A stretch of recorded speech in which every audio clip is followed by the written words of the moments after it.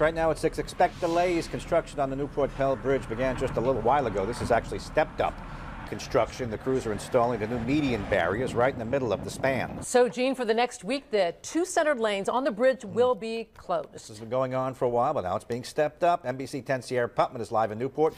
More on that. Sierra.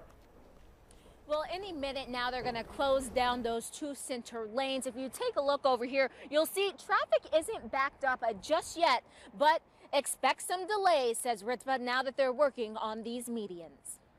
Traffic was backed up on the Newport Bridge Monday morning, and it's only going to get worse now that the Rhode Island Turnpike and Bridge Authority is beginning to put these new medians in place. So that's the big difference that you'll see. We've been working on the anchorages on either end of the bridge for the past 3 weeks.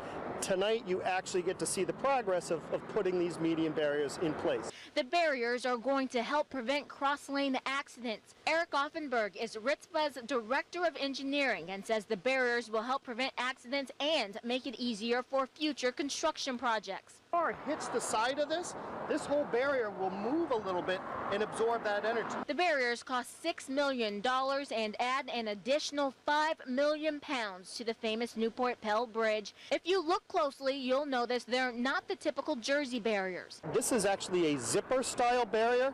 This barrier is not embedded into the deck. It's anchored on either end of the bridge and it's movable. Ritzma says traffic on the bridge will be most backed up during the morning and evening commutes. It's just going to be one-way traffic on both lanes? Correct. We're going to have both center lanes of the bridge shut down, and that'll be all week long. So throughout this entire week, there'll be one lane of traffic in either direction. We're telling commuters to try and leave a little earlier or leave a little bit later. Please be patient with us. This is a huge safety project. We're trying to get it done as quickly and as safely as we can.